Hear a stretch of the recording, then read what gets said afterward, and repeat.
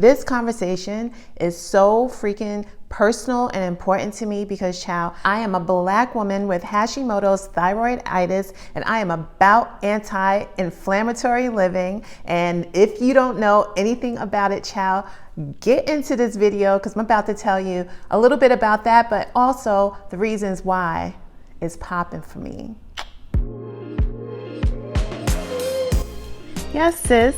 Welcome to Keep It Cute Kitchen, also known as K.I.C.K. This is a place where we pull up to have deep conversations on keeping our lives in the kitchen easier, healthier, and cute. Because, honey, I am so here for it. Today's conversation is going to be lit, sis. Pull up. Hey, you guys, this is Nicole. Welcome to my channel. All right, so how do I even define anti-inflammatory living? Well, first of all, I just want to make a clear distinction that I'm not talking about the AIP necessarily. I am talking about anti-inflammatory living, or just basically an AI lifestyle, which is a little bit different. Different video, different conversation. We'll pick apart the differences, but right here and right now, I want to talk to you about why it's popping for me. How I describe my AI lifestyle is basically all the food choices that I make are nutritionally focused. So that means that I am looking to eat the foods that have the vitamins and the minerals that I know my body will need, having the condition that I have. And it also means that when I'm making my various food choices, I'm intentionally not choosing to buy the foods that I know will make my stomach hurt. Because for me, with Hashimoto's, when I have any flare-ups, I call them food flares, or food sensitivities, I call them food flares.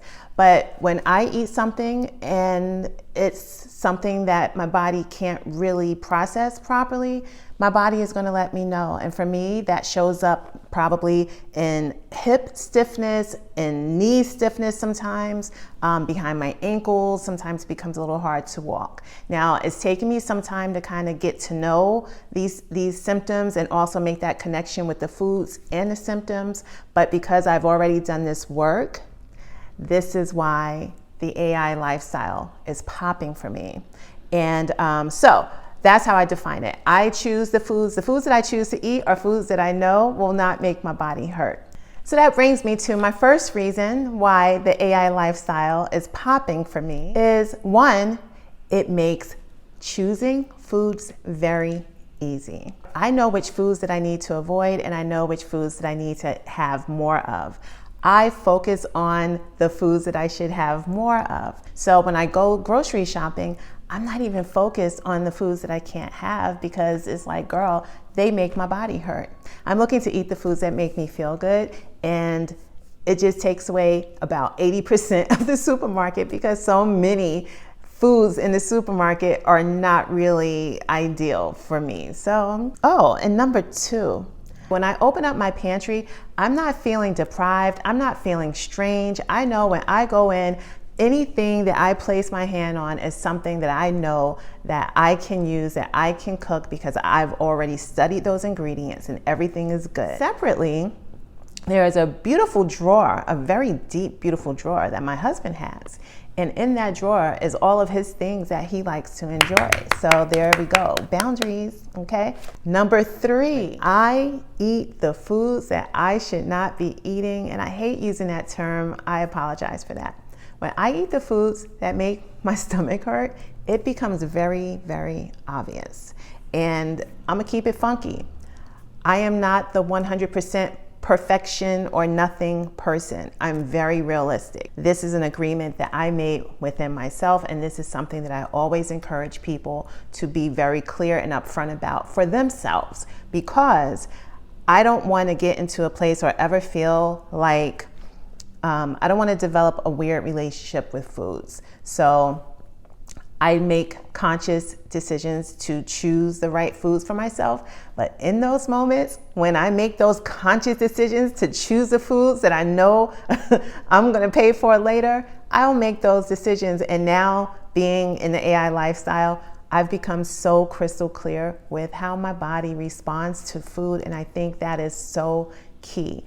Once I stopped, or once I decreased the amount of hurtful foods or flare foods that I was eating, and increased the foods that made me feel good, then child, whenever that flare food hits, mama's gonna feel it. And I'm not even gonna bitch and moan about it because it's like, girl, yeah, you made this choice. So this is one of the reasons why I'm down for this lifestyle, because crystal clear. Ouch, oh, can't eat that cake. All right, so let's get into child number 4.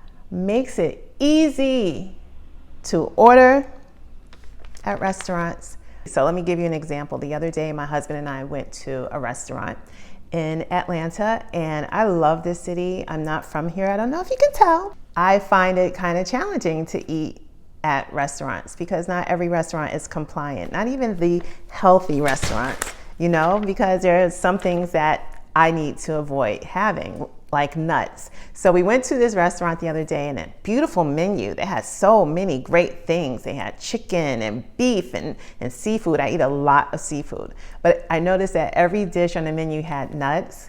And because I'm about my AI life, I was just like, oh, okay, nuts, can't eat that. Okay, gotta skip over that, skip over that. Oh, I can have this. This would be amazing.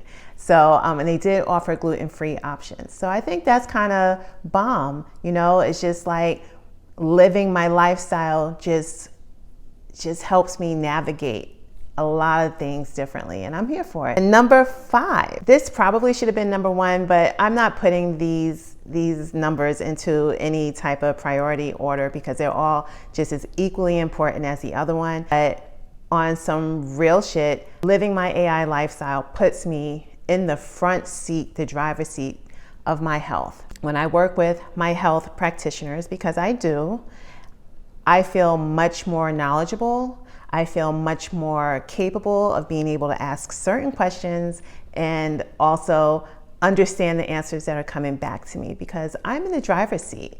I understand that food, whether anti-inflammatory or not, is not going to cure my condition.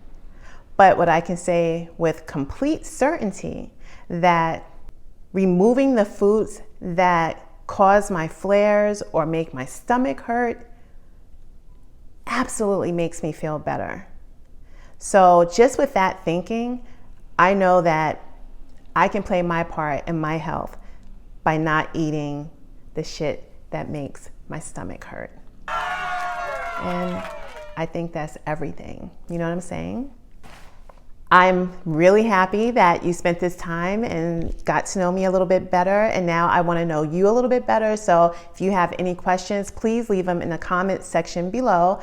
And if you have an autoimmune condition, I 100% want to hear from you because I love connecting with my brothers and sisters, especially around this topic. And I just want to know that there's something here that you found useful. And you can continue this journey with me and maybe your own journey on my website at keepitcutekitchen.com. My name is Nicole Orsich.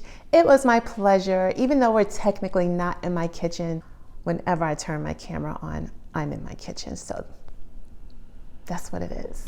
Thanks for watching. Because today we are no longer changing the way we eat in pursuit of healthier lifestyles without slowing down long enough to create a vibe in our kitchen so that we'll have the ambience that inspires us, that makes it easy to want to cook, that just makes it all a vibe. You know what I'm saying?